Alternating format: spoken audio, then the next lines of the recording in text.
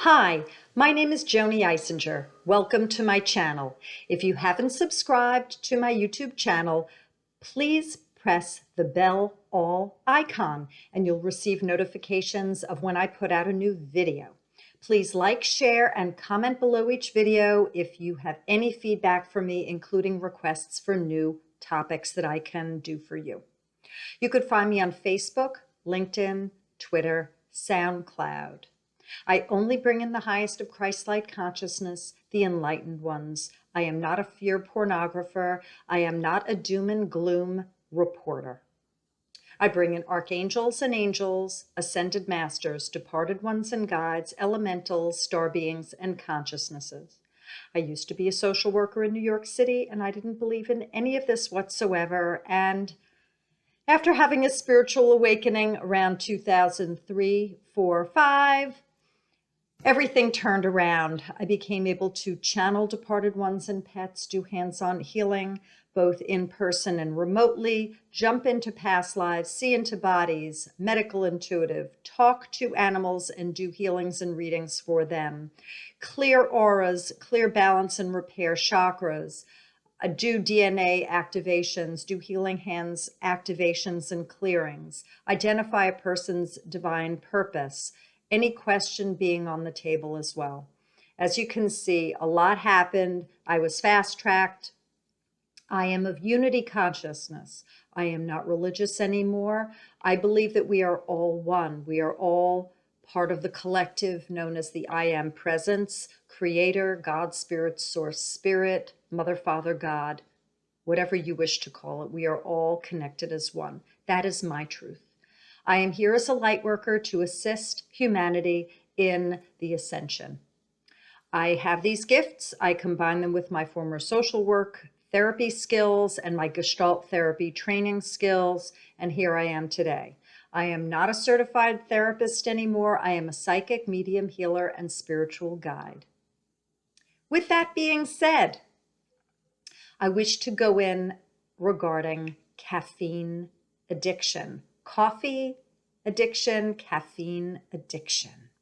So I have this love of coffee, and I've been drinking it since I was a file clerk at Entenmann's on Long Island, New York. I did it for 5 weeks one summer in between college years, and I worked in the engineering department, and the engineers would bring up 2 tables worth of freshly baked Entenmann's baked goods and put them on these 2 tables, open up the boxes, and there was a coffee urn there. And I thought, well, I don't know, everyone else is having coffee. I've heard about it. My folks have had coffee. And when I was a little girl, my mom would make something called coffee milk, where she would take a little glass, she'd pour a teeny bit of coffee in it, and it was fabulous. Kind of like Nesquik chocolate milk, but with a dash of coffee. So I liked it then, and I thought, well, let's pair it with some warm, freshly baked Entenmann's. That was it. That was the beginning.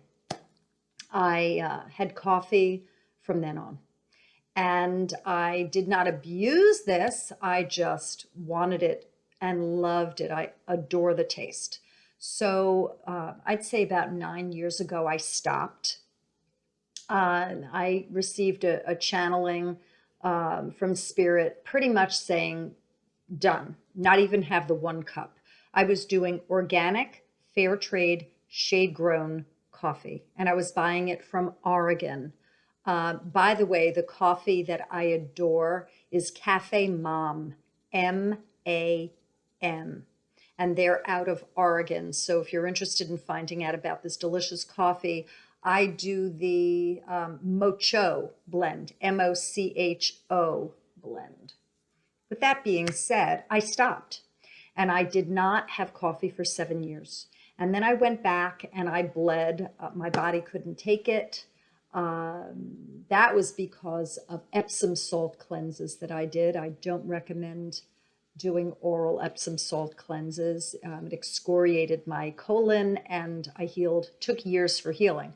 So when I tried to go back a few years ago, just having 1 cup of organic coffee, I bled. It took me about another 1.5 years, I'd say, and I went back. So here I am with my love of coffee. I love my Krispy Kreme donuts about 2 times a year. For those of you who don't know me, I have this thing. And I have a coffee love. So I thought, well, I'm going to explore coffee addiction, caffeine. So first I'm going to do coffee, and then I'm going to expand it to caffeine, because I think that people need to know whether they need it versus want it. I don't need coffee. I don't have an addiction. I adore it. And I love the taste, and it brings me, it elevates my mood because it is a drug. Caffeine is a drug. And I feel even more energized than I already am as an Energizer Bunny Joanie. So I'm going to go in regarding what Spirit has to say regarding coffee addiction, where a person needs the substance called coffee that has the caffeine in it, and that they maybe choose not to stop because they need to keep going with this substance. So I'm moving my Joanie aside, and we'll see what Spirit has to say about coffee addiction. Here we go. Some people have been very passive, and that they are using the coffee as a tool. This is with the caffeine in it, to move them. They have not felt moved, so they might be passive, and that they have a lackadaisical attitude, could be laziness, and without coffee, they are immobile. They are just, quote unquote, useless, they feel, and that they're using this drug as honey, as something to sweeten up their life and move them forward, because they're not finding the ability within, using their own devices, their internal motivation, to get things done. So for those of you who are using coffee as a way to move forward, to climb the ladder, to get things done, that you're somehow unable to do this with internal motivation, you need to take a look at this, because this is not healthy, and that you have not achieved your goal or goals in this incarnation. The goal is to be internally motivated, and then have the extra added bonus of coffee with the caffeine as a drug to stimulate you, to further you with your accomplishments, with your getting things done. I'm going to go back in. Some people are not woke, so they use an external material object known as coffee with caffeine in it to wake themselves up, because they're not doing the work they need to do. It's very symbolic of eyes wide open. And that if you took coffee away, would you go back into your slumber? Would you just retreat? Would you not care? Again, this is using a drug to push you forward. And in this case, it's not about action. It's not actionable. It's about perception and about doing your spiritual work to see and to know more, to grow as a soul in Earth School. So people, I see that if they didn't have coffee, they would be stunted, and that using it as a cover, really, that they're really not doing any spiritual work with the coffee. They're just happy-go-lucky, but they're still remaining at a standstill. It looks like they're out and about and doing things and moving forward, but clinically they're arrested. You would be arresting yourself and not doing your spiritual work if you refuse to wake up. No matter how many cups of coffee you have, you still have to do the spiritual work to move yourself ahead and grow as a soul here in Earth School. I'm going to keep going. Some people are very sad and they want to be high. So by having coffee in them with the elevated mood, they're moving themselves away from a sad place. It's very, very important to take a look at your mood. And if you are sad, if you are depressed, if you are low, if you are grieving and you are using coffee as a drug to move you away from the work that has not been done regarding your lower vibrational state, you really need to get help in this area. If the coffee was removed, you emotionally could be extremely overwhelmed by your sadness. So there's a fake cover that you're putting on yourself here. It's almost like a disaster in the making, that you have not been addressing your mood, your feelings, and that this happy face, this caffeinated pull out of the darkness, keeps you from completing the work that needs to be done. Feelings are not facts.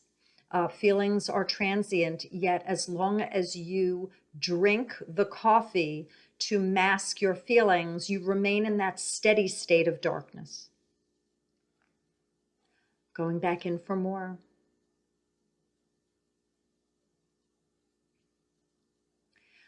I see mental confusion. So for some people, they're in a dark place. It could be a mental illness place. It could be faulty reasoning, judgment, discernment, perception. And that I see, this is what they tell me, and I see it as well. Okay, I'm going to jump here, then I'm going to go here, and I'm going to go here, and then I'll go over here. And I'm seeing people getting kind of bonkers.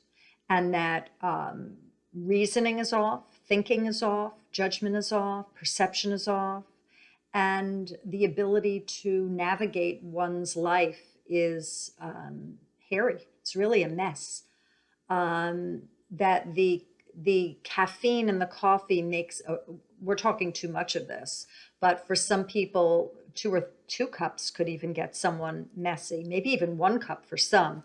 But with the addiction, we're talking more than 1 or 2 cups. Again, it matters on the person. That the person is really willy-nilly and their mind is off.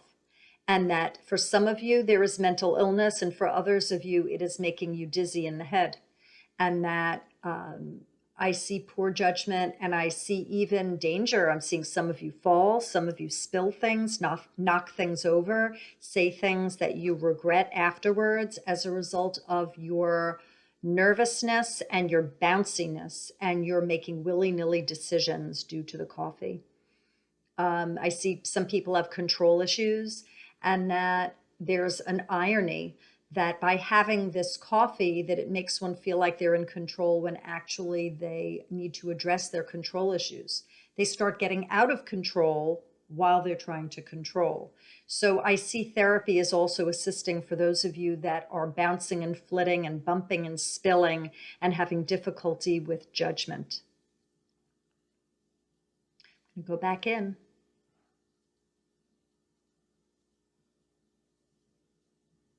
Some of you have left other drugs, sniffing cocaine, drinking for coffee, and that you would rather do the coffee than be on a park bench sleeping because you were doing crack. I understand there's a replacement here, yet what is underneath? What feelings are you not addressing? What thoughts and feelings are you masking? If you took away the drug, what would be left? Who would you be? Are you able to be without the substance? Is it possible for you to live free without substances? Some of you are eating, some of you are drinking coffee, some of you are doing both, and you did a replacement. Now, it's very human of you to have done this, but now that you're watching this video and you're at this place, maybe it's time to take a look at who you are and what it's about, and whether you in fact need to cover up what's inside. If you asked yourself, how am I hiding from myself? What would your heart say? Going in for further.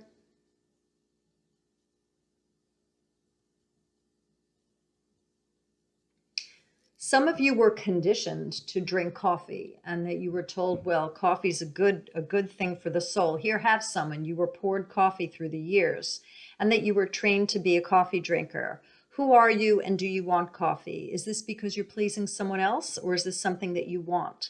Now, if there's an addiction here, it could be a trained habit. You could be the trained monkey that just learned how to do this and now you're doing it. You ask yourself, what do you want? First of all, do you like the taste? Some people are even doing this and they can't even stand it, but they're doing it like a robot. So if you're finding that you're making coffee each day and you're hitting yourself up really hard with coffee and you're not even finding it to be pleasurable, are you doing this because someone told you that this is what you're supposed to do?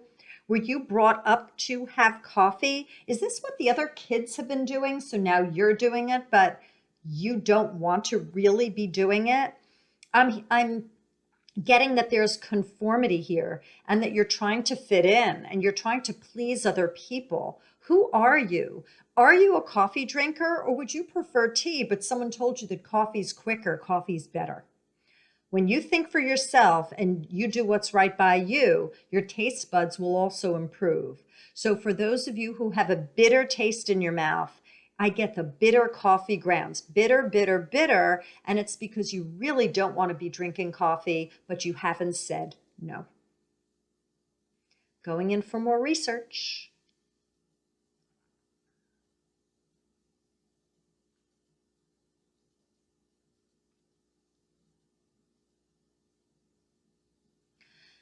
Some of you have had to stay up at night, and there have been all different situations. It could have been the birth of a child. It could have been that someone was in surgery and it was during the nighttime and you stayed up with coffee. It could have been someone was on their deathbed. It could have been that you were studying very late and you were very tense and you needed to stay up in order to get the studying in. And I'm seeing a lot of upset attached to coffee. And there's this fear that's attached to it, fear of death, fear of complication, fear of failure. And you need to go deep inside and see whether you could identify any memories that you have regarding the times when you were fraught with fear around coffee. You need to do the forgiveness work and clear yourself. You need to accept what has occurred during those times and bless those times and free yourself, because there's a negative energy that is paired with you with the coffee. And despite your being at a different place and time, there's an attachment with those experiences that you had, and they're fraught with an awful energy. And I feel some of you get sick, some of you shake, some of you cry, and it's because of those other experiences that you're tethered to. We're going to do a healing afterwards for the collective around any coffee karma, and that will assist with what I just mentioned here and any other karma that's paired with you and coffee. See if there's anything left.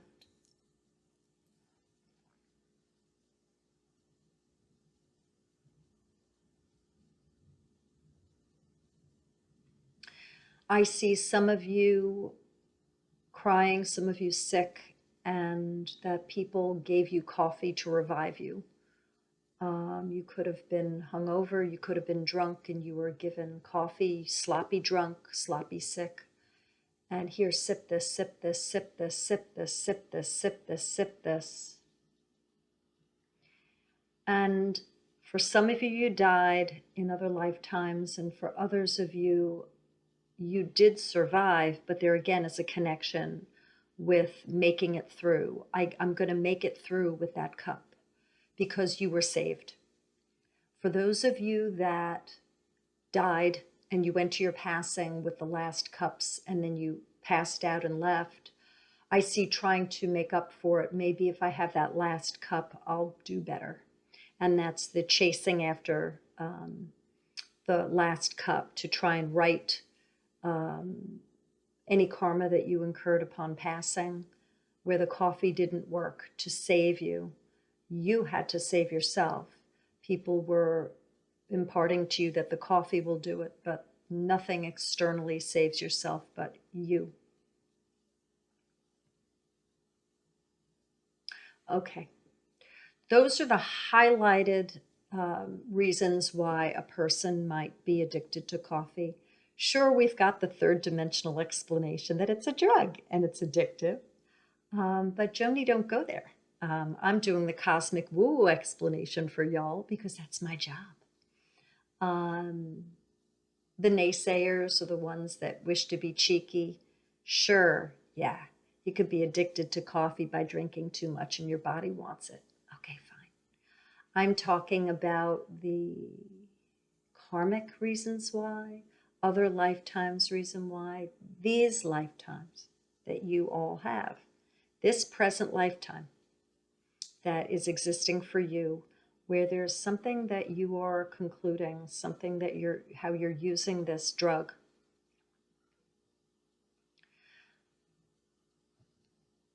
We're going to do the coffee healing, then we're going to go into caffeine before we close. Across time and space, forwards and backwards, across all generations, any coffee karma. And we ball them all up, and you say inside, I forgive myself. Beautiful. There's a lot of peace that I see. Forgive everyone and everything, including coffee. Fabulous.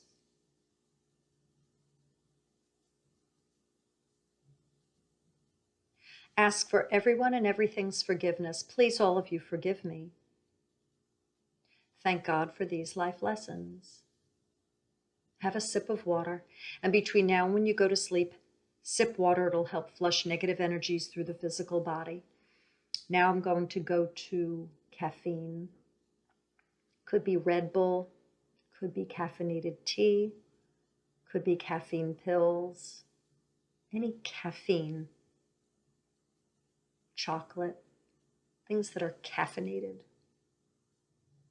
Caffeine addiction. What does Spirit have to say?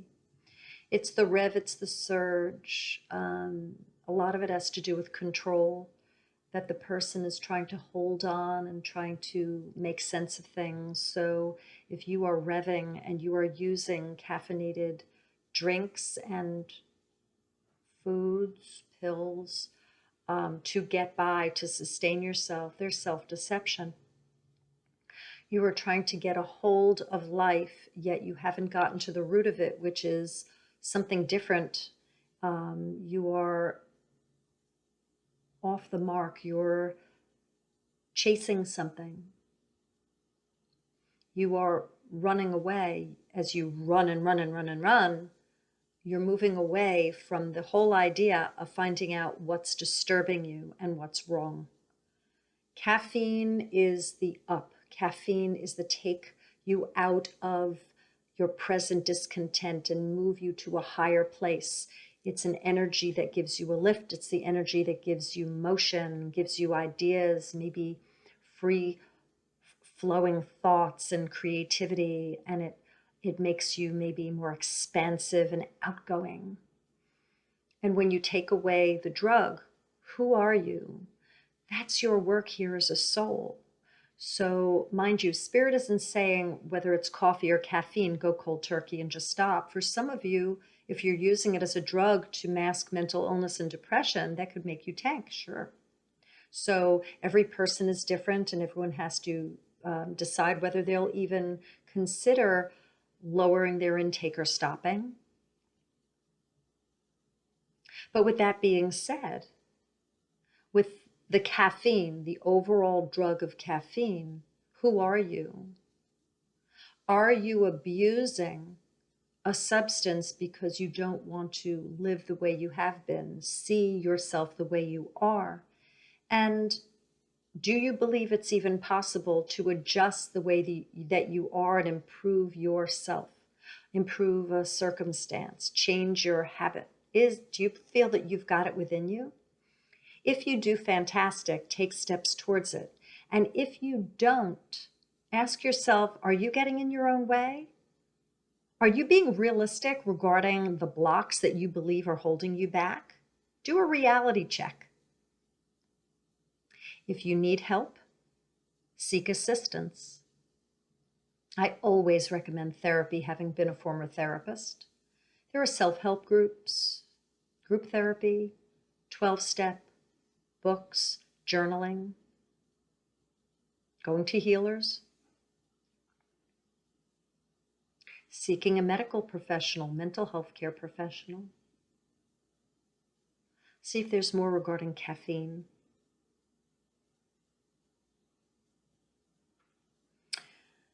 Seeing that people are stunting themselves, that the overall piece here is that the caffeine addiction keeps people from moving forward. So it's the irony. So the person gets more revved, yet they are revved in the same place.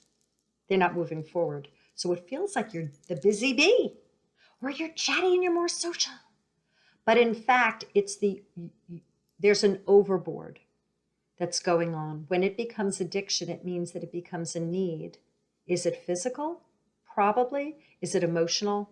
Probably. So when you do a test and you cut back some, if you are in a state of discomfort emotionally, that means there's something to take a look at. Physically, sure, you might be going through different withdrawal symptoms. That's to be expected.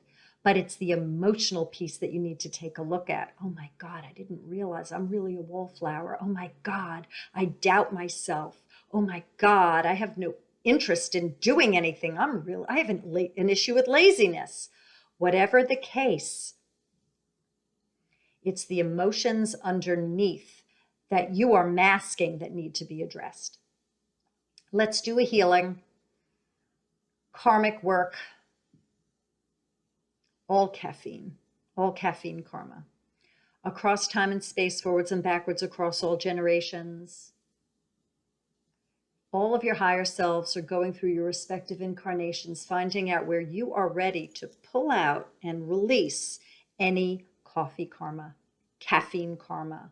Could be the tea, could be the coffee, it could be energy drinks, could be caffeine pills, it could be chocolate, all of the above. Caffeine karma. Forgive yourself. Big. Y'all are glowing. Perfect. Beautiful, like a glowing candle. Forgive everyone and everything, including the caffeine. Ask for everyone and everything's forgiveness. Please, all of you, forgive me because I had unforgiveness towards you. Thank God for these life lessons. And toot your horn for having done this. There are many people that have not wanted to do this, and this is now your opportunity for, in fact, forgiving yourself regarding coffee and caffeine. That it seems that for those of you that in fact did take place now in this incarnation and this now moment, Spirit is saying, first time, you've had opportunities to do this, but now you've done it, that you were done. And they're cheeky. They're hoping that you get some perks from this as a result of your having done the coffee and caffeine karmic work, the forgiveness work through. So with that being said, I wish you peace on your journey, happy days ahead, and I will see you in the future. Bye, y'all.